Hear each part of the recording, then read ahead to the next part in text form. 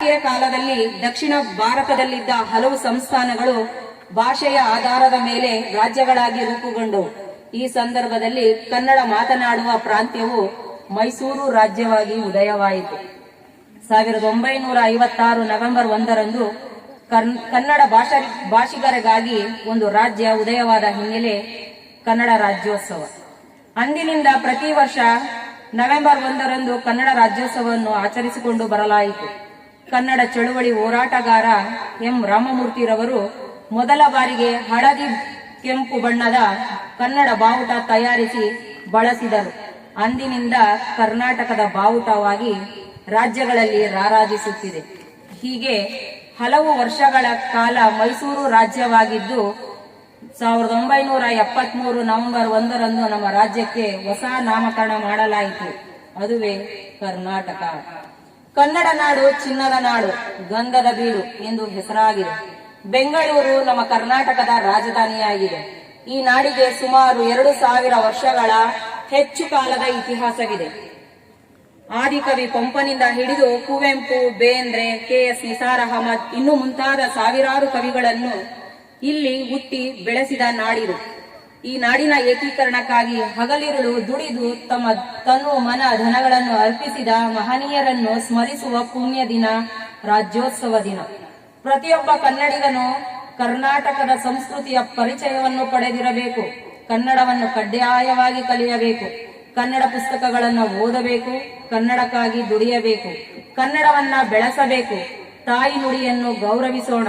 ಹುಟ್ಟಿದ ನೆಲೆಗೆ ಕೃತಜ್ಞರಾಗಿರೋಣ. ಕರುನಾಡು ಕೀರ್ತಿ ಪತಾಕೆಯನ್ನು ಎಲ್ಲೆಲ್ಲೂ ಹಾರಿಸೋಣ. ಮೈಸೂರು ರಾಜರಾಳಿದ ನಾಡಿದು, ಅಣ್ಣ ಅಕ್ಕರ ತವರೂರಿದು, ಪುರಂದರಾದಿಗಳ ನೆಲೆ ಬೀಡಿದು, ಕುವೆಂಪು, ಬೇಂದ್ರೆ, ಮಾಸ್ತಿ ಅಂತಹ ಮಹಾನ್ ಕವಿಗಳು ಹುಟ್ಟಿದ ಪುಣ್ಯ ಭೂಮಿ ಇದು. ವಿಶ್ವೇಶ್ವರಯ್ಯನ ಹೆತ್ತ ಹೊಡಲಿದು, ಜಯಚಾಮರಾಜ ಒಡೆಯರು ಆಳಿದ ನಾಡಿದು. ಇಂತಹ ಕನ್ನಡ ನಾಡಿನ ಭಾಷೆ ಕನ್ನಡ. ಹಸಿರಾಗಲಿ ಕರ್ನಾಟಕ, ಉಸಿರಾಗಲಿ ಕನ್ನಡ. ತಾಯಿ ಕನ್ನಡಾಂಬೆಗೆ ಜಯವಾಗಲಿ. ಎಲ್ಲಾದರೂ ಇರು, ಎಂತಾದರೂ ಇರು, ಎಂದೆಂದಿಗೂ ನೀ ಕನ್ನಡವಾಗಿರು. ನಡೆ ಕನ್ನಡವಾಗಲಿ, ನಮ್ಮ ನುಡಿ ಕನ್ನಡವಾಗಲಿ. ಕನ್ನಡ ನನ್ನ ಕನಸು, ಕನ್ನಡ ನನ್ನ ಮನಸ್ಸು, ಕನ್ನಡಿಗರೆಂಬ ಹೆಮ್ಮೆಯ ಸೊಗಸು.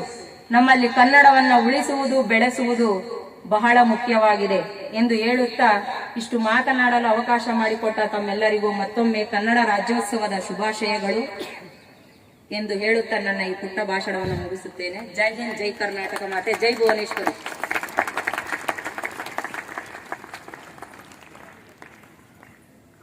ಕರ್ನಾಟಕ ಏಕೀಕರಣ ಇತಿಹಾಸ ಕನ್ನಡ ನಾಡಿನ ಪರಂಪರಾ ಕವಿಗಳಿಗೆ ಹಾಗೂ ಕನ್ನಡ ಭಾಷೆಯ ಮಹತ್ವವನ್ನು ತಿಳಿಸಿಕೊಟ್ಟ ಲಕ್ಷ್ಮೀ ಮೇಡಮ್ ರವರಿಗೆ ಧನ್ಯವಾದಗಳು.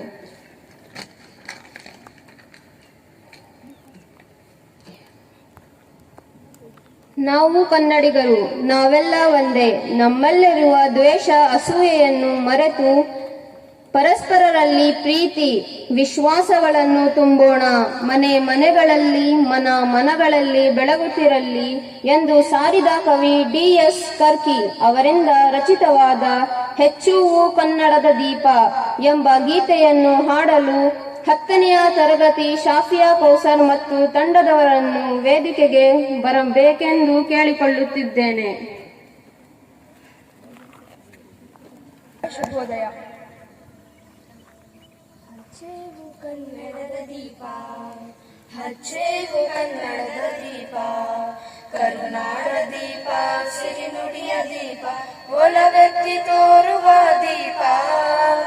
ಹಚ್ಚೇವು ಕನ್ನಡದ ದೀಪ, ಹಚ್ಚೇವು ಕನ್ನಡದ ದೀಪ.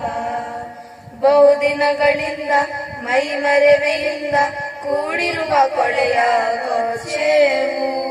ಎಲ್ಲೆಲ್ಲಿ ಕನ್ನಡದ ಕಂಪು ಸೂಸಲು, ಅಲ್ಲಲ್ಲಿ ಕರ್ಣ ಚಾಚೇವು. ಬಹುದಿನಗಳಿಂದ ಮೈಮರೆವೆಯಿಂದ ಕೂಡಿರುವ ಕೊಳೆಯ ಕೊಚ್ಚೇವು. ಎಲ್ಲೆಲ್ಲಿ ಕನ್ನಡದ ಕಂಪು ಸೂಸಲು, ಅಲ್ಲಲ್ಲಿ ಕರ್ಣ ಚಾಚೇವು. ನಡುನಾಡೆ ಇರಲಿ, ಗಡಿನಾಡೆ ಇರಲಿ, ಕನ್ನಡದ ಕಳೆಯ ಕೆಚ್ಚೇವು. ನಡುನಾಡೆ ಇರಲಿ, ಗಡಿನಾಡೆ ಇರಲಿ, ಕನ್ನಡದ ಕಲೆಯ ಕೆಚ್ಚೇವು.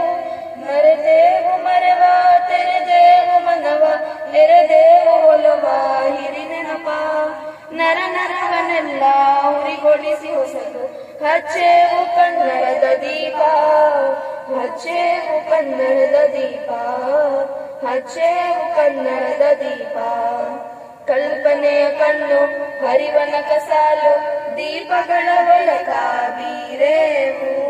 ಹಚ್ಚಿರುವ ದೀಪದಲ್ಲಿ ತಾಯ ರೂಪ, ಅಚ್ಚಳಿಯದಂತೆ ದೂರೇವು.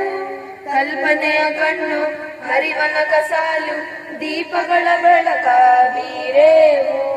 ಹಚ್ಚಿರುವ ದೀಪದಲ್ಲಿ ತಾಯ ರೂಪ, ಅಚ್ಚಳಿಯದಂತೆ ದೂರೇವು. ಮನೆ ಮನೆಗಳಲ್ಲಿ ಮನಗಳಲ್ಲಿ ಹಚ್ಚೇವು ಕನ್ನಡದ ದೀಪ, ಹಚ್ಚೇವು ಕನ್ನಡದ ದೀಪ, ಹಚ್ಚೇವು ಕನ್ನಡದ ದೀಪ. ಧನ್ಯವಾದಗಳು.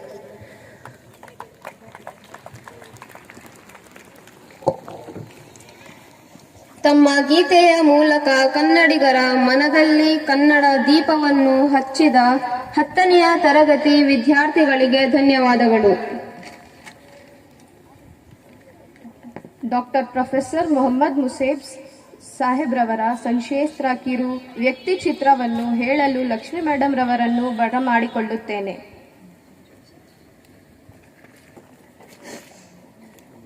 ಶ್ರೀಮಾನ್ಯ ಡಾಕ್ಟರ್ ಪ್ರೊಫೆಸರ್ ಮೊಹಮ್ಮದ್ ಸಾಹೇಬ್ರವರ ಬಗ್ಗೆ ಸಣ್ಣದಾದಂತಹ ಕಿರು ಪರಿಚಯ. ಡಾಕ್ಟರ್ ಪ್ರೊಫೆಸರ್ ಮೊಹಮ್ಮದ್ ಮುಸೇಬ್ರವರು 1988 ಜೂನ್ 10 ರಾಮನಗರದಲ್ಲಿ ಜನಿಸಿದರು. ಇವರು ಬೆಂಗಳೂರು ವಿಶ್ವವಿದ್ಯಾಲಯದಿಂದ ಕನ್ನಡ PhD ಪದವಿಯನ್ನು ಪಡೆದಿದ್ದಾರೆ. ಅವರು ಡಾಕ್ಟರೇಟ್ ಸಂಶೋಧನೆ ಕನ್ನಡ ಮತ್ತು ಉರ್ದು ಸಾಹಿತ್ಯದ ತುಲನಾತ್ಮಕ ಅಧ್ಯಯನ, ಕನ್ನಡದಲ್ಲಿ ಅಂತರ್ ಸಾಂಸ್ಕೃತಿಕ ಸಾಹಿತ್ಯ ಸಂಪ್ರದಾಯಗಳೊಂದಿಗೆ ಆಳವಾಗಿ ತಮ್ಮನ್ನು ತೊಡಗಿಸಿಕೊಂಡಿರುವುದನ್ನು ಪ್ರತಿಬಿಂಬಿಸುತ್ತದೆ. ಪ್ರಸ್ತುತ ಬೆಂಗಳೂರಿನ ಜೈನ್ ವಿಶ್ವವಿದ್ಯಾನಿಲಯದಲ್ಲಿ ಸಹಾಯಕ ಪ್ರಾಧ್ಯಾಪಕರಾಗಿ ಸೇವೆ ಸಲ್ಲಿಸುತ್ತಿದ್ದಾರೆ. ಅವರು ಪ್ರತಿಷ್ಠಿತ ನಿಯತಕಾಲಿಕೆಯಲ್ಲಿ 10 ಸಂಶೋಧನಾ ಲೇಖನಗಳನ್ನು ಪ್ರಕಟಿಸಿದ್ದಾರೆ. ಹಲವಾರು ಮಕ್ಕಳ ಕಥೆಗಳನ್ನು ಉರ್ದು ಭಾಷೆಯಿಂದ ಕನ್ನಡಕ್ಕೆ ಪ್ರಥಮ ಪುಸ್ತಕ ಪ್ರಕಟಣೆಗೆ ಅನುವಾದಿಸಿದ್ದಾರೆ. ಕನ್ನಡ ಮತ್ತು ಉರ್ದು ನಡುವೆ 50ಕ್ಕೂ ಹೆಚ್ಚು ಕವಿತೆಗಳನ್ನು ರಚಿಸಿದ್ದಾರೆ. ಅವರು ಪ್ರಸ್ತುತ KPಯ ಅನುವಾದ ಯೋಜನೆಯಲ್ಲಿ ಕೆಲಸ ಮಾಡುತ್ತಿದ್ದಾರೆ. ಪೂರ್ಣಚಂದ್ರ ತೇಜಸ್ವಿರವರ ಪ್ರಸಿದ್ಧ ಕನ್ನಡ ಕಾದಂಬರಿ ಕಾರ್ವಾಲೋ ಪೂರ್ಣಚಂದ್ರ ತೇಜಸ್ವಿ ಟ್ರಸ್ಟ್ನ ಆಶ್ರಯದಲ್ಲಿ ಉರ್ದು ಭಾಷೆಗೆ ಅನುವಾದಿಸಿದ್ದಾರೆ. ಇಷ್ಟು ಹೇಳಲು ಅವರ ಬಗ್ಗೆ ಅವಕಾಶ ಮಾಡಿಕೊಟ್ಟ ತಮ್ಮೆಲ್ಲರಿಗೂ ಧನ್ಯವಾದಗಳು.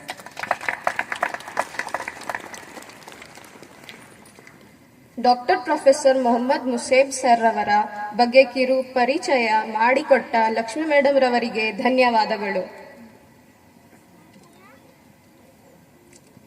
ಧ್ವಜಾರೋಹಣ ಕಾರ್ಯಕ್ರಮದ ನೆರವೇರಿಸಿಕೊಟ್ಟ ಶ್ರೀಮಾನ್ ಡಾಕ್ಟರ್ ಪ್ರೊಫೆಸರ್ ಮೊಹಮ್ಮದ್ ಮುಸೇಬ್ ರವರಿಗೆ ಕಾರ್ಯಕ್ರಮವನ್ನು ಉದ್ದೇಶಿಸಿ ಮಾತನಾಡಬೇಕೆಂದು ಕೇಳಿಕೊಳ್ಳುತ್ತಿದ್ದೇನೆ.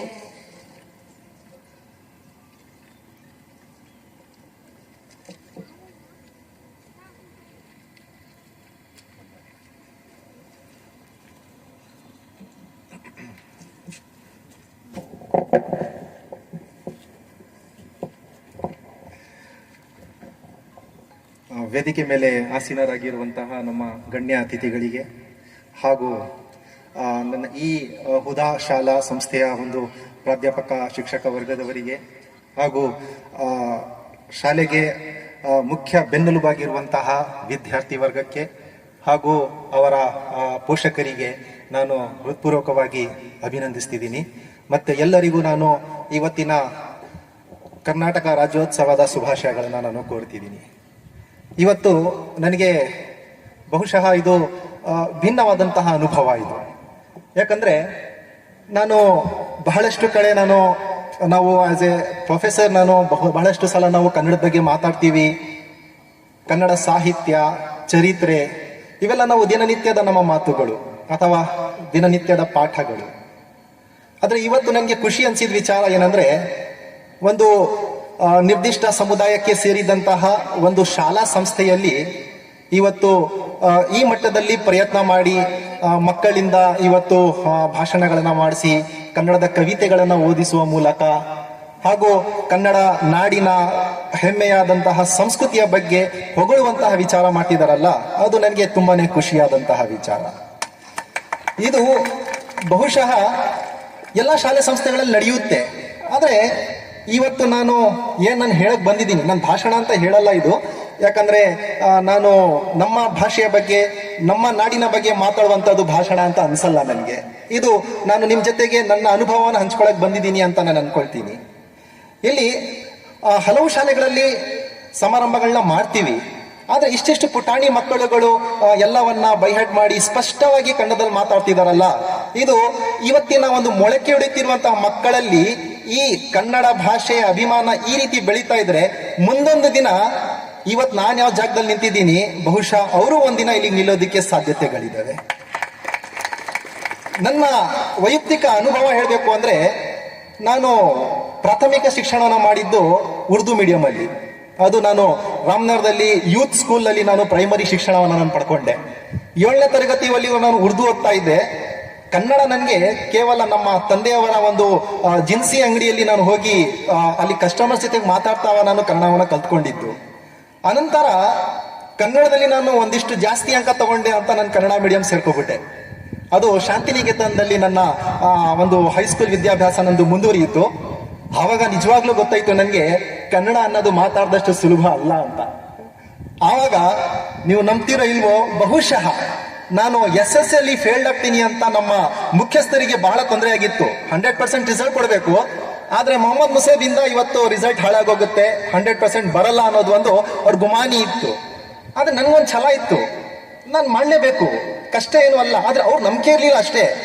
ಆದ್ರೆ ನಾನು ಪ್ರಯತ್ನ ಪಟ್ಟೆ, ಪಾಸ್ ಆದೆ. ಅವತ್ತು ನಾನು ಡಿಸೈಡ್ ಮಾಡಿದೆ, ಇನ್ ಮುಂದೆ ನಾನು ಇಂಜಿನಿಯರ್ ಬೇಕಾದ್ರೂ ಆಗ್ಬೋದಾಗಿತ್ತು, ಡಾಕ್ಟರ್ ಬೇಕಾದ್ರೂ ಆಗ್ಬೋದಾಗಿತ್ತು. ಆದ್ರೆ ನಾನು ಅವತ್ತು ಪ್ರಯತ್ನ ಪಟ್ಟಿದ್ದೇನಂದ್ರೆ, ನಾನು ಮಾಡಿದ್ರೆ ಕನ್ನಡನೇ ಓದ್ಬೇಕು, ಕನ್ನಡದಲ್ಲೇ ನಾನು ಏನಾದ್ರೂ ಒಂದು ವೃತ್ತಿಯನ್ನ ಮಾಡಬೇಕು ಅಂತ ಅವತ್ತು ಆಸೆ ಪಟ್ಟೆ. ಇವತ್ತು ನಾನು ಜೈನ್ ವಿಶ್ವವಿದ್ಯಾಲಯದಲ್ಲಿ ಕನ್ನಡ ಪ್ರಾಧ್ಯಾಪಕನಾಗಿರೋದು ನನ್ನ ಛಲ ಅಷ್ಟೇ, ಅದು ನನ್ನ ಪ್ರಯತ್ನ ಅಷ್ಟೇ. ಅದು ನಾನು ಯಾಕೆ ಈ ಮಾತು ಹೇಳ್ತಿದ್ದೀನಿ ಅಂದ್ರೆ, ನಿಮ್ಮಲ್ಲೂ ಸುಮಾರು ಜನ ಇದ್ದೀರಾ, ಹಲವರಿದ್ದೀರಾ. ಇಲ್ಲಿ ಒಬ್ಬೊಬ್ರದ್ದು ಒಂದೊಂದು ಕನಸು. ಇಂದಿನ ಮಕ್ಕಳು ನಾಳೆಯ ಪ್ರಜೆಗಳು. ನಿಮ್ಮಲ್ಲಿ ಪ್ರತಿಯೊಬ್ಬರಲ್ಲೂ ಒಂದೊಂದು ಛಲ ಇದೆ. ಯಾರೋ ಶಿಕ್ಷಕರಾಗಬೇಕಂತ ನಿಮ್ಗೆ ಛಲ ಇರಬಹುದು, ಯಾರೋ ಡಾಕ್ಟರು, ಇಂಜಿನಿಯರು, ಅಥವಾ ಇನ್ನೇನೇನೋ ನಿಮ್ಮ ಬಯಕೆಗಳಿದ್ದಾವೆ. ಯಾರೋ ಸಿಂಗರ್ ಆಗ್ಬೇಕು, ಡ್ಯಾನ್ಸರ್ ಆಗ್ಬೇಕು, ನಿಮ್ ಕನಸು ನೀವು ಕಟ್ಕೊಂಡಿದ್ದೀರಾ. ಆದ್ರೆ ಒಬ್ರಲ್ಲ ಇಬ್ರಲ್ಲ ಯಾರೋ ಎಷ್ಟೋ ಮಕ್ಕಳು ಬಹುಶಃ ನಾನು ಕನ್ನಡದಲ್ಲೇ ನಾನು ತಲೆ ಎತ್ತಬೇಕು ಅನ್ನೋ ಒಂದು ಮಾತು ಕಟ್ಕೊಂಡಿರಬಹುದು ಅಲ್ವಾ. ಅವರುಗಳಿಗೆ ನಾನು ಮಾದರಿ ಅಂತ ಹೇಳಲ್ಲ, ಆದ್ರೆ ನನ್ನ ಹಾಗೆ ಪ್ರಯತ್ನ ಮಾಡಿದ್ರೆ ಯಾವುದೂ ವ್ಯರ್ಥ ಆಗಲ್ಲ ಅನ್ನೋದು ಮಾತ್ರ ನಾನು ಹೇಳ್ತೀನಿ. ಖಂಡಿತವಾಗಿಯೂ ನೀವು ಪ್ರಯತ್ನ ಪಟ್ಟಷ್ಟು ನಿಮಗೆ ಪ್ರತಿಫಲ ಸಿಕ್ಕೇ ಸಿಗುತ್ತೆ. ನಿಮ್ಮ ಈ ವಯಸ್ಸಿನಲ್ಲಿ ನೀವೇನ್ ಆಗ್ಬೇಕು ಅಂತ ನೀವು ಪ್ರಯತ್ನ ಮಾಡ್ತೀರೋ, ನೀವು ಅದೇ ಆಗೋದು. ನಿಮ್ಮ ವಯಸ್ಸೇ ಹಾಗೆ. ಇದು ಈ ವಯಸ್ಸಿದೆಯಲ್ಲ, ಬಹುಶಃ ಹೈಸ್ಕೂಲಲ್ಲಿ ಇರೋರು ತಮ್ಮ ವಯಸ್ಸು ಸುಮಾರು 12ರಿಂದ 16ನೇ ವಯಸ್ಸು ಏನಿದೆಯೋ, ನೀವು ಏನ್ ಬಯಸ್ತೀರಿ ಇವತ್ತು, ನೀವು 10 ವರ್ಷ ನಂತರದಲ್ಲಿ ನೋಡಿ ನೀವು ಅದೇ ಆಗಿರ್ತೀರಾ. ನೀವು ಚೈಲ್ಡ್ಹುಡ್ ಅಲ್ಲಿ ತಂದೆ ತಾಯಿ ಜೊತೆಗೆ ತೊದಲ್ ನುಡಿಯಲ್ಲಿ ಡಾಕ್ಟರ್ ಆಗ್ತೀನಿ, ಇಂಜಿನಿಯರ್ ಆಗ್ತೀನಿ ಅಂತ ಹೇಳಿದ್ದು ಸತ್ಯ ಆಗುತ್ತೋ ಇಲ್ವೋ ಗೊತ್ತಿಲ್ಲ. ಆದ್ರೆ ಈ ವಯಸ್ಸಿನಲ್ಲಿ ನೀವು ಏನ್ ಅನ್ಕೊಂಡಿದ್ದೀರಾ, ಇದು ಖಂಡಿತವಾಗಿಯೂ ಸತ್ಯವಾಗುವಂತಹದ್ದು. ಇವತ್ತು ನಾನು ಕರ್ನಾಟಕ ರಾಜ್ಯೋತ್ಸವನಂತ ನಾನು ಸಮಾರಂಭಕ್ಕೆ ಬಂದು ನಿಮ್ಮನ್ನ ನಾನು ಲೈಕ್ ಮೋಟಿವೇಶನ್ ಮಾಡ್ತಿದ್ದೀನಿ ಅಂತ ಅನ್ಕೋಬೇಡಿ. ಯಾಕಂದ್ರೆ ಇದು ಕನ್ನಡ ನಾಡೇ ಆಗಿದು. ನಮ್ಮ ಕರ್ನಾಟಕ ನಾಡಿನಲ್ಲಿ ನಾವು ಇವತ್ತು ಚರಿತ್ರೆಯನ್ನು ನೋಡ್ತೀವಿ ಅಂದ್ರೆ, ಕರ್ನಾಟಕ ನಾಡಿಗೆ ಬಹಳ ಕಡಿಮೆ ಮುಸಲ್ಮಾನರ ಕೊಡುಗೆಗಳು ಅಂತ ಕಡಿಮೆ ನಿಮ್ಗೆ ಸಿಗುತ್ತೆ. ಇದು ನಾನು ಬಹಳ ಒಂದು ವಿಪರ್ಯಾಸದಿಂದ ಹೇಳ್ತಿರುವಂತಹ ಮಾತು. ದೇಶದ ಹೋರಾಟದಲ್ಲಿ ಅಥವಾ ಸ್ವಾತಂತ್ರ್ಯದಲ್ಲಿ ನಮ್ಮ ಮುಸಲ್ಮಾನರು ಬಹಳಷ್ಟು ಜನ ಸಿಗ್ತಾರೆ ನಿಮ್ಗೆ. ಬಹುಶಃ ಹಲವು ಹೆಸರುಗಳು ನಮ್ಮಿಂದ ಅಳಿಸಿ ಹೋಗಿದ್ದೇವೆ, ಅದು ಮರ್ತೋಗಿದೆ. ಆದ್ರೆ ಕರ್ನಾಟಕ ಏಕೀಕರಣ ಅಂದಾಗ ನೀವು ಬೇಕಾದ್ರೆ ಗೂಗಲ್ ಸರ್ಚ್ ಮಾಡಿ, 1-2 ಹೆಸರಿಗಿಂತ ಹೆಚ್ಚು ಹೆಸರು ನಿಮ್ಗೆ ಸಿಗಲ್ಲ. ಇದಕ್ಕೆ ಕಾರಣಗಳು ಇದಾವೆ. ಒಂದು ಮೊದಲನೇ ಕಾರಣ ಏನಂದ್ರೆ, ನಮ್ಮ ಕರ್ನಾಟಕದ ಏಕೀಕರಣ ಪ್ರಾರಂಭ ಆಗಿದ್ದು 1890ರಿಂದ. ಅದು ಆವಾಗ್ಲೇ ಮೇಡಮ್ ಅವರು ಮಾತಾಡ್ತಿದ್ದಂಗೆ ಅವರು ಹೇಳ್ತಿದ್ರು, ನಾನು ಕೇಳಿಸ್ಕೊಂಡೆ. ಅಲ್ಲಿ 1890ರಲ್ಲಿ RS ದೇಶಪಾಂಡೆರವರು ಧಾರವಾಡದಲ್ಲಿ ವಿದ್ಯಾವರ್ಧಕ ಸಂಘ ಅಂತ ಪ್ರಾರಂಭ ಮಾಡ್ತಾರೆ. ಧಾರವಾಡ, ಓಕೆ, ಇದು ಮೈಸೂರಲ್ಲ, ಧಾರವಾಡದಲ್ಲಿ ಸ್ವಲ್ಪ ಗಮನ ಕೊಡಿ ಈ ವಿಚಾರವನ್ನ. ಅಲ್ಲಿಂದ ಪ್ರಾರಂಭವಾಗುವಂತ ವಿದ್ಯಾವರ್ಧಕ ಸಂಘ ಅಂದ್ರೆ ಕನ್ನಡದ ಮೊಟ್ಟ ಮೊದಲ ಸಂಘ ಅಂತ ಅನ್ಸ್ಕೊಳ್ಳುತ್ತೆ ಅದು. ಅನಂತರದಲ್ಲಿ ಅದು ನಿಧಾನಗತಿಯಲ್ಲಿ ಸಾಕ್ತಿರ್ಬೇಕಾದಾಗ 1905ರಲ್ಲಿ ಕರ್ನಾಟಕ ಏಕೀಕರಣ ಚಳುವಳಿ ಅಂತ ಆಲೂರು ವೆಂಕಟರಾಯರವರು ಕಟ್ತಾರೆ. ಅವರವರನ್ನ ಕರ್ನಾಟಕ ಕುಲ ಪುರೋಹಿತರು ಅಂತಾನೂ ಕರೀತಾರೆ. ಕೆಲವೊಂದು ಸಂದರ್ಭದಲ್ಲಿ ನಾವು ಹೆಸರುಗಳನ್ನ ಕೊಟ್ಬಿಡ್ತೀವಿ, ಆದ್ರೆ ನಮ್ಗೆ ಅರ್ಥ ಆಗಲ್ಲ ಅದು. ಕುಲ ಪುರೋಹಿತ ಅಂದ್ರೆ ಮೂಲ ಕರ್ನಾಟಕ ಏಕೀಕರಣಕ್ಕೆ ಅಸ್ತಿತ್ವ ಬುನಾದಿಯನ್ನ ಕಟ್ಟಿಕೊಟ್ಟಂತವರು ಆಲೂರು ವೆಂಕಟರಾಯರು. ಇಲ್ಲಿ ಪ್ರಾರಂಭ ಆದಂತಹ ಸಂದರ್ಭ, ಈ ಕಾಲ ನೋಡಿ 1905, ಅನಂತರದಲ್ಲಿ 1920ರಲ್ಲಿ ಕಾಂಗ್ರೆಸ್ನ ಒಂದು ನಾಗಪುರ ಅಧಿವೇಶನ ನಡೆಯುತ್ತೆ. ಅಲ್ಲಿ ಮೊದಲ ಬಾರಿಗೆ ಭಾಷಾವಾರು ಪ್ರಾಂತ್ಯ ಬೇಕು ಅಂತ ಕರ್ನಾಟಕದಲ್ಲಿ ಹೋರಾಟ ನಡೆಯುತ್ತೆ. ಅನಂತರದಲ್ಲಿ 1924 ಬೆಳಗಾವಿ ಒಂದು ಅಧಿವೇಶನ, ಕಾಂಗ್ರೆಸ್ ಅಧಿವೇಶನ ನಡೆಯುತ್ತೆ. ಇವೆಲ್ಲ ಅಧಿವೇಶನಗಳು ಏಕೀಕರಣದ ಅಧಿವೇಶನಗಳಲ್ಲ, ಅದು ಭಾರತ ದೇಶದ ಸ್ವಾತಂತ್ರ್ಯವನ್ನು ಕುರಿತು ನಡೆದಂತಹ ಹೋರಾಟಗಳು. ಅಲ್ಲಿ ನಮ್ಮ ಕನ್ನಡಿಗರು ಒಂದಿಷ್ಟು ಏನ್ ಮಾಡಿದ್ರು, ಕರ್ನಾಟಕ ರಾಜ್ಯಕ್ಕೆ ಒಂದು ಅಸ್ತಿತ್ವ ಬೇಕು ಅಂತ ಪ್ರಯತ್ನವನ್ನ ಮಾಡಿಕೊಂಡ್ರು. ಅರ್ಥ ಮಾಡ್ಕೊಳ್ಳಿ, ನಾನು ವಿಚಾರವನ್ನ ಹೇಳ್ತಿರುವಂತದ್ದು. ಕರ್ನಾಟಕದ ಏಕೀಕರಣದ ಕಾಲ ಹಾಗೂ ಭಾರತದ ಸ್ವಾತಂತ್ರ್ಯ ಚಳುವಳಿಯ ಕಾಲ ಎರಡೂ ಒಂದೇನೆ. 1947ರಲ್ಲಿ ಭಾರತ ಸ್ವತಂತ್ರಗೊಳ್ಳುತ್ತೆ. ಅದೇ ಸಂದರ್ಭದಲ್ಲಿ ಕರ್ನಾಟಕದಲ್ಲಿ ಏಕೀಕರಣನೇ ಹೆಚ್ಚಾಗಿರುತ್ತೆ. ನೀವು ಚರಿತ್ರೆ ನೋಡಿ, ಕರ್ನಾಟಕದ ಸ್ವಾತಂತ್ರ್ಯದಲ್ಲಿ, ಭಾರತದ ಸ್ವಾತಂತ್ರ್ಯದಲ್ಲಿ ಕರ್ನಾಟಕದವರ ಕೊಡುಗೆಗಳು ಅಷ್ಟಾಗಿ ಕಾಣಲ್ಲ. ಉತ್ತರ ಭಾರತದವರು ಭಾಗಿಯಾದಷ್ಟು ಕರ್ನಾಟಕದವರು ಭಾಗಿಯಾಗಿಲ್ಲ. ಅದಕ್ಕೆ ಕಾರಣ ಏನು ಅಲ್ಲ, ಅದು ನಾವು ಹೆಮ್ಮೆ ಪಡ್ಕೋಬೇಕು ನಾವೇ. ಬ್ರಿಟಿಷರು ಅಥವಾ ಡಚ್ಚರು ಆಗಿರ್ಬೋದು ಅಥವಾ ಮುಸಲ್ಮಾನರಾಗಿರ್ಬೋದು, ನಮ್ಮ ಸ್ವಾತಂತ್ರ್ಯ ಹೋರಾಟ ನಡೆದಿದ್ದೇ ಬ್ರಿಟಿಷರ ವಿರುದ್ಧ ಅಲ್ವಾ. ಈ ಸಂದರ್ಭದಲ್ಲಿ ಬ್ರಿಟಿಷರು ನಮ್ಮ ದಕ್ಷಿಣ ಭಾರತವನ್ನ, ಅದರಲ್ಲೂ ಮುಖ್ಯವಾಗಿ ಕರ್ನಾಟಕವನ್ನ ಸಂಪೂರ್ಣವಾಗಿ ಹಿಡಿದುಕೊಂಡಿರ್ಲಿಲ್ಲ. ಇವರು ನಮ್ಮ ಕರ್ನಾಟಕದ ಅಧೀನತೆಯನ್ನು ಪಡ್ಕೊಂಡಿರ್ಲಿಲ್ಲ. ಅವಾಗ ಅತ್ಯುತ್ತಮವಾಗಿ ಸಮೃದ್ಧವಾಗಿ ನಮ್ಮ ಮೈಸೂರು ಅರಮನೆಗಳು ನಡೀತಾ ಇತ್ತು. ಈ ಕಡೆಗೆ ಗುಲ್ಬರ್ಗ, ಬಿಜಾಪುರದ ಅರಸರುಗಳು ಅಥವಾ ಆದಿಲ್ ಶಾಹಿಗಳು ಆಡಳಿತವನ್ನ ಮಾಡ್ತಾ ಇದ್ರು. ನಮಗೆ ಬ್ರಿಟಿಷರು ನಮ್ಮ ಮೇಲೆ ದಾಳಿ ಮಾಡಕ್ ಆಗ್ಲೇ ಇಲ್ಲ. ಒಂದಿಷ್ಟು ಸಂದರ್ಭದಲ್ಲಿ ಟಿಪ್ಪು ಸುಲ್ತಾನ್ ಮತ್ತು ಹೈದರ್ ಅಲಿಯ ಮೇಲೆ ಈ ಆಂಗ್ಲೋ ಮೈಸೂರು ಯುದ್ಧದಲ್ಲಿ ಒಂದಿಷ್ಟು ಹೋರಾಟಗಳು ನಡೀತು. ಅನಂತರದಲ್ಲಿ ಅವರು ಮೈಸೂರು ಅರಸರನ್ನ ಅನುಸಂಧಾನ ಮಾಡಿಕೊಂಡು ರಾಜಕೀಯ ಮಾಡಿದ್ರು ಹೊರತು ನಮ್ಮ ಮೇಲೆ ಅಧಿಕಾರ ಚಲಿಸಕ್ಕೆ ಬರಲಿಲ್ಲ. ಸೊ ಬಹುಶಃ ಈ ಕಾರಣ ನಮ್ಮ ಕರ್ನಾಟಕದ ಜನತೆಗೆ ಭಾರತದ ಸ್ವಾತಂತ್ರ್ಯದ ಬಗ್ಗೆ ಒಂದು ಹೋರಾಟ ಮಾಡಲೇಬೇಕು ಅಂತ ಒಂದು ಪಣ ಅಥವಾ ಅನಿವಾರ್ಯ ಇರಲಿಲ್ಲ. ಈ ಕಾರಣಕ್ಕೆ ಬಹುಶಃ ನಮ್ಮ ಕರ್ನಾಟಕದವರು ಭಾರತ ಸ್ವಾತಂತ್ರ್ಯ ಚಳುವಳಿಯಲ್ಲಿ ಕಡಿಮೆ ಭಾಗಿಯಾದ್ರು. ಎರಡನೇದಾಗಿ ಏಕೀಕರಣದ ಕಡೆಗೆ ಗಮನವನ್ನ ಕೊಟ್ಟರು. ಏಕೀಕರಣದ ಕಡೆಗೆ ಗಮನ ಕೊಟ್ಟಾಗ ಇವರಿಗೆ ಅವಾಗ ಚರಿತ್ರೆ ಬರೆದಿಟ್ಕೊಳ್ಳುವಂತ ಅಭ್ಯಾಸ ಇರಲಿಲ್ಲ. ಮುಸಲ್ಮಾನರು ಕಾಲಾಂತರದಿಂದಲೂ ಅಲ್ಪಸಂಖ್ಯಾತರು, ಇವತ್ತು ಅಲ್ಪಸಂಖ್ಯಾತರೇ. ಒಂದಿಷ್ಟು ಜನ ನಮಗೆ ಕಾಣ ಸಿಗ್ತಾರೆ. ಸೊ ಈ ಚರಿತ್ರೆಯನ್ನ ನೋಡಿದಾಗ ನಮಗೆ ಈ ಕರ್ನಾಟಕದ ಏಕೀಕರಣದ ಸಂದರ್ಭದಲ್ಲಿ ನಾವು ಗುರ್ತಿಸ್ಕೋಬೇಕು ಅಂತ ಒಬ್ಬ ಮುಸಲ್ಮಾನ ಯಾರು ಅಂದ್ರೆ ಅದು ರಂಜಾನ್ ಸಾಬ್ ಅಂತ, ಅಥವಾ ಪೈಲ್ವಾನ್ ಪಿಂಜಾರ್ ರಂಜಾನ್ ಸಾಬ್ ಅಂತ. ಇವರು ಮೂಲತಃ ಬಳ್ಳಾರಿ ಜಿಲ್ಲೆಯವರು. ಬಹುಶಃ ಆಶ್ಚರ್ಯ ಪಡ್ತೀರಾ, ಕರ್ನಾಟಕ ಏಕೀಕರಣಕ್ಕೆ ಹುತಾತ್ಮರಾದ ಏಕೈಕ ಕನ್ನಡಿಗ ಹಾಗೂ ಏಕೈಕ ಮುಸಲ್ಮಾನ ಅಂದ್ರೆ ರಂಜಾನ್ ಸಾಬ್ರವರು. ಇವರು ಬಿಟ್ಟು ಇಡೀ ಕರ್ನಾಟಕದಲ್ಲಿ ಯಾರು ಹುತಾತ್ಮರಾಗಿಲ್ಲ. ಹೋರಾಟಗಳನ್ನ ಮಾಡಿದ್ದಾರೆ, ಆದ್ರೆ ಯಾರು ತನ್ನ ಪ್ರಾಣವನ್ನ ತ್ಯಾಗವನ್ನ ಮಾಡಿಲ್ಲ. ಅದು ಅವ್ರ ಮೇಲೆ ಅಟ್ಯಾಕ್ ಮಾಡಬೇಕು ಅಂತ ಅಲ್ಲ, ಅದು ಯಾವುದೇ ರೀತಿಯಲ್ಲಿ ಅವರು ಕಾವಲುಗಾರಿಕೆ ಮಾಡಬೇಕಾದಂತ ಸಂದರ್ಭದಲ್ಲಿ ಈ ಬಳ್ಳಾರಿಯಲ್ಲಿ ಈ ಮಹಾರಾಷ್ಟ್ರಗರ ಒಂದು ಹೋರಾಟಗಳು ತುಂಬಾ ಈಗಲೂ ನಡೀತಾ ಇರ್ತವೆ. ಇಡೀ ಕರ್ನಾಟಕದಲ್ಲಿ ಅತ್ಯುನ್ನತ ಮಟ್ಟದಲ್ಲಿ ಕರ್ನಾಟಕ ರಾಜ್ಯೋತ್ಸವ ಆಚರಣೆ ಮಾಡುವಂತವರು ಬಳ್ಳಾರಿ ಅಥವಾ ಬೆಳಗಾಂ ಕಡೆಯವರೇ ಜಾಸ್ತಿ. ಯಾಕಂದ್ರೆ ಅವ್ರಿಗೆ ಇವತ್ತಿಗೂ ಮುಕ್ತಿ ಸಿಕ್ಕಿಲ್ಲ. ಕರ್ನಾಟಕ ನಾಡಿಗೆ ಅಥವಾ ಕರ್ನಾಟಕದ ನೆಲೆಗೆ ಅಥವಾ ಅಲ್ಲಿನ ಜನತೆಗೆ ಒಂದು ನಮ್ಮ ನಾಡು ಅಂತ ಹೆಮ್ಮೆಯಿಂದ ಹೇಳ್ಕೊಳ್ಳುವಂತ ಪರಿಸ್ಥಿತಿ ಇವಾಗ್ಲೂ ಬಂದಿಲ್ಲ. ಯಾಕಂದ್ರೆ ನಮ್ಮ ಕರ್ನಾಟಕದ ಸುತ್ತ ಇರುವಂತಹ ಪ್ರದೇಶ ಇದೆಯಲ್ಲ, ಒಂದ್ ಕಡೆಗೆ ಬೆಳಗಾಂ ಕಡೆಗೆ ಮಹಾರಾಷ್ಟ್ರ ಇದೆ, ಇನ್ನೊಂದ್ ಕಡೆಗೆ ನಮ್ಮ KR ಪುರ ಅಥವಾ ಕೋಲಾರ ಕಡೆಗೆ ತಮಿಳುನಾಡಿನ ಒಂದು ಭಾಗ ಸಿಗ್ಬಿಡುತ್ತೆ. ಈ ಕಡೆಗೆ ಆಂಧ್ರ ಪ್ರದೇಶದ ಒಂದು ಭಾಗ ನಮ್ಗೆ ಸುತ್ತ ಹೊರ್ಕೊಂಡಿದೆ. ಈ ಕಡೆಗೆ ಮತ್ತೆ ಮಂಗಳೂರು ಅಥವಾ ಕ್ಯಾಸರಗೋಡು ಕಡೆಗೆ ಕೇರಳದವರ ಹಾವಳಿ ಇದೆ. ನಮ್ಮ ಕರ್ನಾಟಕ ನಾಡು ಸುತ್ತ ಹೊಡೆದಿರುವಂತಹ ನಾಡಾಗಿರೋದ್ರಿಂದ ಈ ಗಡಿ ಪ್ರದೇಶದ ಜನತೆಗೆ ಇವತ್ತಿಗೂ ಕರ್ನಾಟಕ ರಾಜ್ಯೋತ್ಸವ ಅನ್ನೋದು ಒಂದು ಹೋರಾಟನೇ ಆಗಿದೆ ಅದು. ಸೊ ಈ ಹಿನ್ನೆಲೆಯಿಂದ ಈ ಚರಿತ್ರೆಯಲ್ಲಿ ನಿರಂತರವಾಗಿ ಭಾಗಿಯಾಗಬೇಕಾದಾಗ ಬಹಳಷ್ಟು ಮುಸಲ್ಮಾನರು ಭಾಗಿಯಾಗಿದ್ರು, ಅದರಲ್ಲಿ ಹೆಸರುಗಳನ್ನ ಗುರ್ತಿಸ್ಕೊಂಡಕ್ಕಾಗ್ಲಿಲ್ಲ. ಸೊ ಅದಕ್ಕೆ ಕಾರಣ ನಾನು ಹೇಳಿದೆ, ನಮ್ಮ ಕರ್ನಾಟಕ ನಾಡು ಅತ್ಯಂತ ಸಮೃದ್ಧವಾಗಿರುವಂತಹ ನಾಡು. ಇಲ್ಲಿ ಹೋರಾಟಗಳು ಬಹಳ ಕಡಿಮೆ. ನನ್ನ ಅನುಭವದಿಂದ ಒಂದು ಮಾತು ಹೇಳ್ತೀನಿ, ಭಾರತ ದೇಶದ ಏನ್ ಸಂಸ್ಕೃತಿ ಇದೆಯಲ್ಲ ಏನು ಸಂಸ್ಕೃತಿ, ನಮ್ಮ ಸಂಸ್ಕೃತಿ ಏನು, ಒಂದು ಎಲ್ಲರನ್ನ ಸಹಕರಿಸುವಂತಹದ್ದು, ತಲೆ ಬಾಗುವಂತಹದ್ದು, ಅಥವಾ ಎಲ್ಲರನ್ನು ಗೌರವ ಕೊಡುವಂತಹದ್ದು, ಅಥವಾ ಎಲ್ಲರನ್ನ ನಾವು ಸ್ವೀಕರಿಸಿಕೊಳ್ಳುವಂತ ಏನ್ ಗುಣ ಇದೆಯಲ್ಲ ನಮ್ಮ ಭಾರತ ದೇಶದ ಗುಣ, ನೀವು ನೋಡಬಹುದು. ಇಡೀ ದೇಶ, ವಿಶ್ವದಲ್ಲಿರುವಂತಹ ಭಾಷೆ ಅರ್ಧದಷ್ಟು ಭಾಷೆ ನಮ್ಮ ಭಾರತದಲ್ಲಿದೆ. ಇಡೀ ವಿಶ್ವದಲ್ಲಿರುವಷ್ಟು ಜನಾಂಗ ಅಥವಾ ಸಮುದಾಯಗಳು ಅಥವಾ ವರ್ಗದವರು ಅಥವಾ ಇಡೀ ವಿಶ್ವದಲ್ಲಿ ಸಿಗುವಂತಹ ಏನೇನು ಸಾಧನೆಗಳಿದೆಯೋ ಅರ್ಧಕ್ಕಿಂತ ಹೆಚ್ಚು ನಮ್ಮ ಭಾರತ ದೇಶದಲ್ಲಿ ಸಿಗುತ್ತೆ. ಅದು ಡಾಕ್ಟರ್ಸ್ ಆಗಿರ್ಬೋದು, ಇಂಜಿನಿಯರ್ಸ್ ಆಗಿರ್ಬೋದು, ಎಲ್ಲಾ ರೀತಿಯಿಂದಲೂ. ಏನು ನಮ್ಮ ಭಾರತ ದೇಶದ ಈ ಸಂಸ್ಕೃತಿ ಇದೆಯಲ್ಲ, ನನ್ನ ಮಟ್ಟಕ್ಕೆ ಅಥವಾ ನೀವೆಲ್ಲ ಗಮನಿಸಿದ್ರೆ ನಿಮಗೂ ಗೊತ್ತಾಗುತ್ತೆ, ಯಥಾವತ್ತಾಗಿ ಕರ್ನಾಟಕ ನಾಡಿನ ಸಂಸ್ಕೃತಿಯೂ ಹಾಗೇನೆ.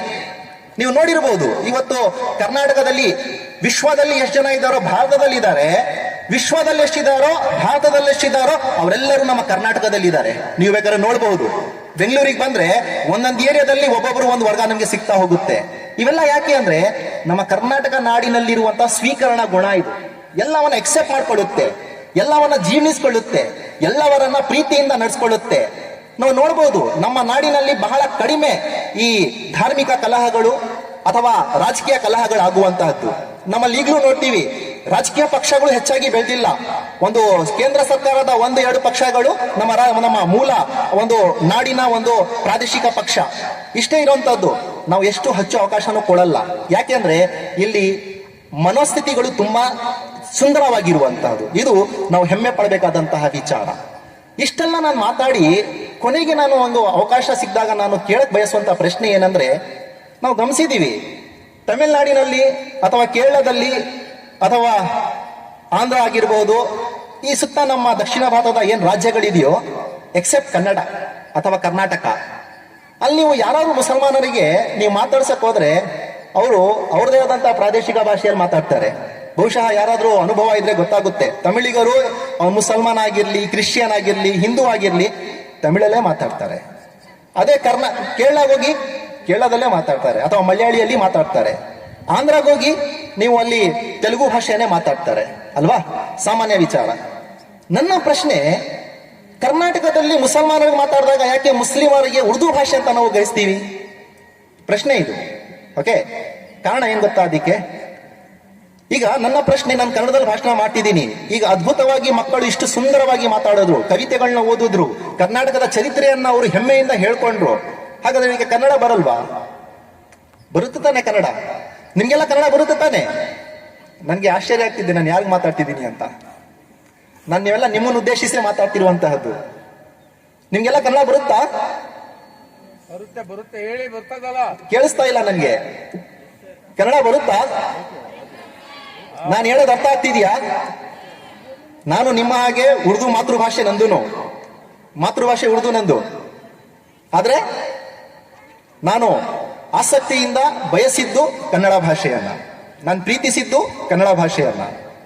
ಈಗ ನಮ್ಗೆಲ್ಲ ಕನ್ನಡ ಬರುತ್ತೆ, ಆದ್ರೆ ಕರ್ನಾಟಕದ ಮುಸಲ್ಮಾನರಿಗೆ ನಾವು ಕನ್ನಡ ಭಾಷೆ ಅಂತ ಅನ್ವಯ ಮಾಡಲ್ಲ. ಇದು ನನಗೆ ಪ್ರಶ್ನೆ. ಯಾಕೆ ಗೊತ್ತಾ ಕಾರಣ? ಅದಕ್ಕೆ ನಾವೇ ಕಾರಣ. ನಮ್ಮೆಲ್ಲರಿಗೂ ಕನ್ನಡ ಬರುತ್ತೆ. ಯಾರಾದ್ರೂ ಒಬ್ರು ಬಂದು ಕನ್ನಡದಲ್ಲಿ ಮಾತಾಡ್ಸಿದ್ರೆ ಅವ್ನು ಓದು ಬರಹ ಬರ್ಲಿ, ಎಜುಕೇಟೆಡ್ ಆಗಿರ್ಲಿ, ಅನ್ಎಜುಕೇಟೆಡ್ ಆಗಿರ್ಲಿ, ಕನ್ನಡದಲ್ಲೇ ಅವ್ರು ಆನ್ಸರ್ ಮಾಡ್ತಾರೆ, ಕನ್ನಡದಲ್ಲೇ ಪ್ರತಿಕ್ರಿಯಿಸ್ತಾರೆ. ಹೇಳುವಂತ ಶೈಲಿ ಬೇರೆ ಇರಬಹುದು ಅಲ್ವಾ? ಆ ಶೈಲಿ ನನಗೆ ಬರಲ್ಲ. ಯಾಕಂದ್ರೆ ಆ ಮುಸಲ್ಮಾನರು ಕೆಲವರು ಮಾತಾಡ್ಬೇಕಾದಾಗ ಸ್ವಲ್ಪ ಬೇರೆ ತರಾನೇ ಉರ್ದು ತರ ಆಕ್ಸೆಂಟ್ ಬರುತ್ತೆ, ಅದು ನನಗೆ ಬರಲ್ಲ ಅದು. ಓಕೆ, ಅದು ಬಹುಶಃ ನಿಮ್ಗೆ ಅದು ಅರ್ಥ ಆಗ್ತಾ ಇಲ್ಲ. ಕೆಲವರು ಮಾತಾಡ್ಸಿದ್ರೆ ಆ ಒಂದು ಪ್ರಭಾವ ಕಾಣುತ್ತೆ ಹೊರತು ಕನ್ನಡ ಬರಲ್ಲ ಅಂತ ಯಾರಿಗೂ ಗೊತ್ತೇ ಇಲ್ಲ.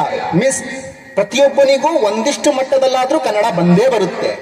ಆದ್ರೆ ನಾವು ಸರಿಯಾದ ರೀತಿಯಲ್ಲಿ ಇವತ್ತು ನೀವು ಆಚರಣೆ ಮಾಡ್ಕೊಳ್ತಿದ್ದೀರಲ್ಲ, ಕರ್ನಾಟಕ ರಾಜ್ಯೋತ್ಸವ ಆಗಿರ್ಬೋದು ಅಥವಾ ನಮ್ಮ ನಾಡಿನ ಹಬ್ಬಗಳಾಗಿರ್ಬೋದು, ಬೇರೆ ಬೇರೆ ಹಬ್ಬಗಳು, ಅದನ್ನ ಸರಿಯಾಗಿ ನಾವು ಪ್ರತಿಬಿಂಬಿಸ್ಕೊಳ್ದೇನೆ, ಸರಿಯಾದ ರೀತಿಯಲ್ಲಿ ಆಚರಿಸ್ಕೊಳ್ದೇನೆ ಇಲ್ಲೇನಾಗೋಗಿದೆ, ಮುಸಲ್ಮಾನರಿಗೆ ಉರ್ದು ಭಾಷೆ ಮಾತ್ರ ಸೀಮಿತ ಅಂತ ಆಗೋಗಿರುವಂತಹದ್ದು.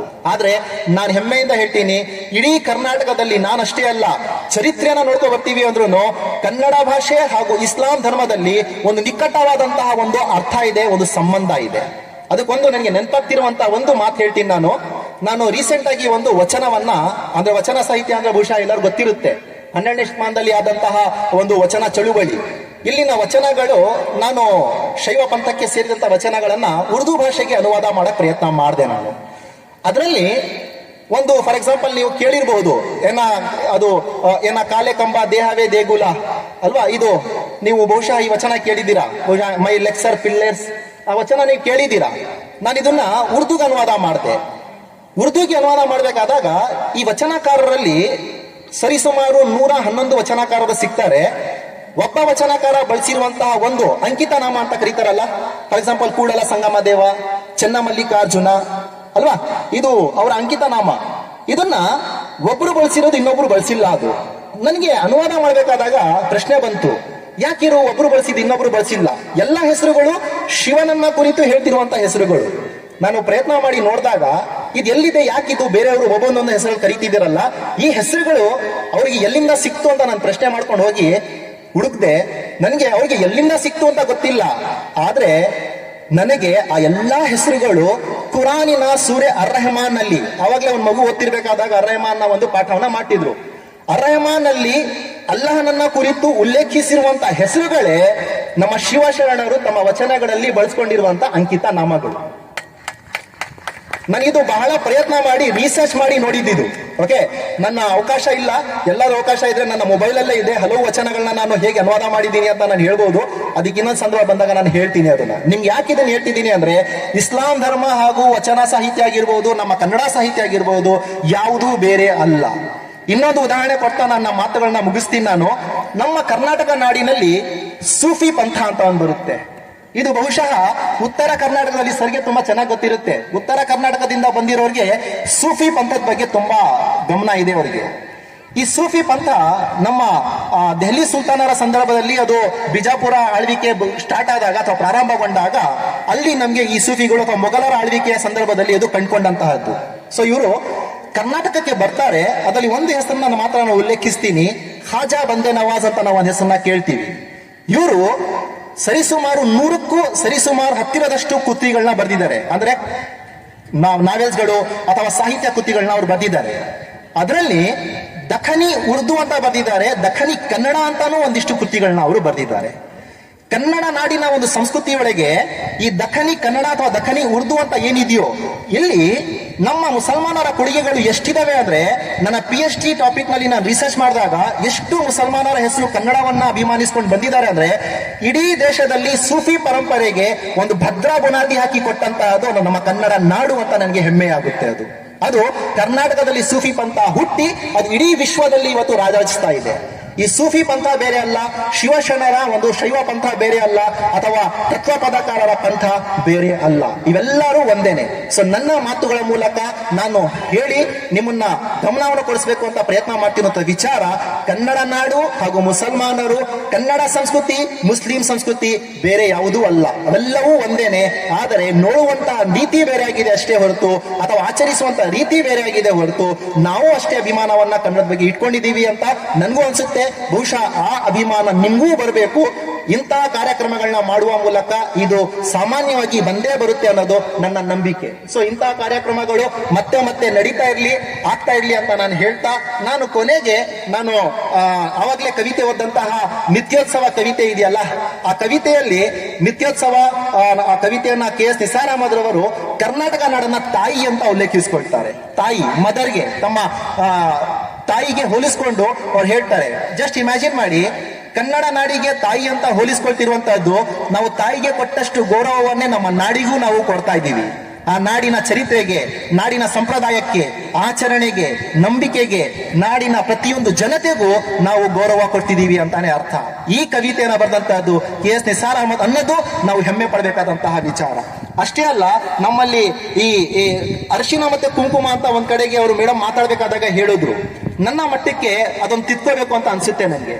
ಕರ್ನಾಟಕ ನಾಡಿನ ಹಬ್ಬ ಇದೆಯಲ್ಲ, ಇದು ಯಾವುದೋ ಒಂದು ವರ್ಗದ ಹಬ್ಬ ಅಲ್ಲ, ಇದು ಒಂದು ಧರ್ಮದ ಹಬ್ಬ ಅಲ್ಲ, ಇದು ಪ್ರತಿಯೊಬ್ಬ ವ್ಯಕ್ತಿಯ ಹಬ್ಬ. ಇದು ನೀವು ಅರಿಶಿನ ಕುಂಕುಮ ಅಂತ ಅದೊಂದು ಸಾಂಕೇತಿಕವಾಗಿ ಹೇಳಿದ್ದಾರೆ, ಹಾಗಂತ ಇದು ಅರಿಶಿನ ಕುಂಕುಮವನ್ನ ಬಳಸುವಂತವರು ಹಿಂದೂಗಳು, ಅದ್ರ ಪ್ರಕಾರ ಹಿಂದೂಗಳ ಹಬ್ಬ ಅಲ್ವೇ ಅಲ್ಲ. ಇದು ನಮ್ಮೆಲ್ಲರ ಹಬ್ಬ, ನಮ್ಮೆಲ್ಲರ ನಾಡಿನ ಹಬ್ಬ, ಪ್ರತಿಯೊಂದು ಸಮುದಾಯ, ಪ್ರತಿಯೊಂದು ಜನ, ಪ್ರತಿಯೊಂದು ವರ್ಗದ ಹಬ್ಬ.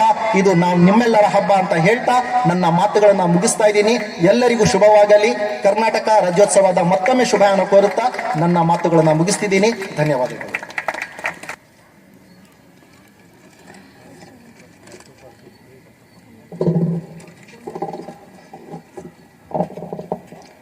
ಕನ್ನಡ ನಾಡು ಕಲೆ ಮತ್ತು ಸಾಹಿತ್ಯದಿಂದ ಶ್ರೀಮಂತವಾಗಿದೆ.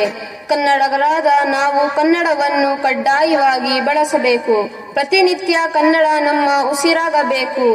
ರಾಜ್ಯೋತ್ಸವ ನಿತ್ಯೋತ್ಸವವಾಗಬೇಕೆಂದು ನಮ್ಮಲ್ಲಿ ಕನ್ನಡ ನಾಡು ನುಡಿಯ ಬಗ್ಗೆ ಅರಿವನ್ನು ಮೂಡಿಸಿದ ಶ್ರೀಮಾನ್ ಡಾಕ್ಟರ್ ಮೊಹಮ್ಮದ್ ಮುಸಾಯಿಬ್ ರವರಿಗೆ ಧನ್ಯವಾದಗಳು.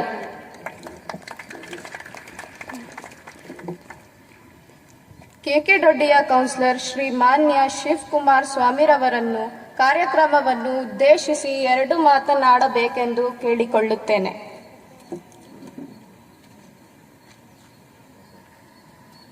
ಗಣ್ಯರಿಗೂ ಹಾಗೂ ಮುಂಭಾಗದಲ್ಲಿರುವ ನನ್ನ ಅಚ್ಚುಮೆಚ್ಚಿನ ವಿದ್ಯಾರ್ಥಿನಿಯರಿಗೂ ಹಾಗೂ ಪೋಷಕ ವರ್ಗರಿಗೂ ಶಿಕ್ಷಕ ವರ್ಗದವರಿಗೂ ವಂದನೆಗಳನ್ನ ಸಲ್ಲಿಸುತ್ತಾ, ಮೊದಲನೆಯಾಗಿ 70ನೇ ವರ್ಷದ ಕನ್ನಡ ರಾಜ್ಯೋತ್ಸವ ಶುಭಾಶಯಗಳ ಸಲ್ಲಿಸುತ್ತಾ, ಎಲ್ಲ ತುಂಬ ಸಾಕಷ್ಟು ನಮ್ಮ Mohammed sir, doctor Mohammed sir ಆಗಲಿ ಮತ್ತು ಲಕ್ಷ್ಮೀ ಮೇಡಮ್ ಆಗಲಿ ಎಲ್ಲ ನಿಮಗೆಲ್ಲ ತಿಳಿಸ್ಕೊಟ್ಟಿದ್ದಾರೆ. ಇನ್ನು ಎಲ್ಲ ನನ್ನ ವಾರ್ಡಲ್ಲಿ ಇಷ್ಟು ದೊಡ್ಡ ಮಟ್ಟಿಗೆ ಒಂದು ಇದು ಮಾಡಿಸಿ ಇನ್ನು ಒಂದು ಖುಷಿ ವಿಚಾರ ಇದು. ಇದೇ ರೀತಿಯೇ ಇನ್ನು ವರ್ಷನೂ ನಡೀಲಿ ಅಂತ ಎಲ್ಲರೂ ಕೇಳ್ಕೊತೀನಿ. ಧನ್ಯವಾದಗಳು. ಕಾರ್ಯಕ್ರಮವನ್ನು ಉದ್ದೇಶಿಸಿ 2 ಮಾತುಗಳನ್ನಾಡಿದ ಶಿವಕುಮಾರ್ ಸ್ವಾಮಿ ಅವರಿಗೆ ಧನ್ಯವಾದಗಳು. ಕನ್ನಡ ನಾಡು ನುಡಿಯ ಪರಂಪರೆ ಭವ್ಯವಾದದ್ದು ಮತ್ತು ಕೃತಿಗಳು ನಿಲಕದು. ಜನ್ಮಭೂಮಿ ಮೀರಿದ ಸ್ವರ್ಗವಿಲ್ಲ, ಮಾತೃಭಾಷೆ ಮೀರಿದ ಅಮೃತವಿಲ್ಲ. ಆದರೆ ನಾವು ಕನ್ನಡ ನಾಡು ನುಡಿಯ ಬಗ್ಗೆ, ಆದರೆ ಒಳಗೆಯ ಬಗ್ಗೆ ಸದಾ ಜಾಗೃತವಾಗಬೇಕು. ಜೈ ಹಿಂದ್, ಜೈ ಕರ್ನಾಟಕ. ಮುಂದಿನ ಕಾರ್ಯಕ್ರಮವನ್ನು ಕೋಆರ್ಡಿನೇಟ್ ಫರ್ಹೀನ್ ಸುಲ್ತಾನಾ ಮೇಡಮ್ ಮತ್ತು ಮಾಹಿಯಾ ಮೇಡಮ್ ರವರು ನಡೆಸಿಕೊಡಲಿದ್ದಾರೆ. Assalamu alaikum. Today I want to say something to my children because they are sitting from a long time in a hot sun. The thought of APJ Abdul Kalam, if you want to shine like a sun, first you have to burn like a sun. So today my children are burning in this shine. So I feel very proud. No shaking, everybody is sitting energetic and they are going to perform a very energetic program. Give a big round of applause to yourself. Huda and MMU boys and girls are very strong kids. Today they have to give a best performance. Continue. Thank you, ma'am.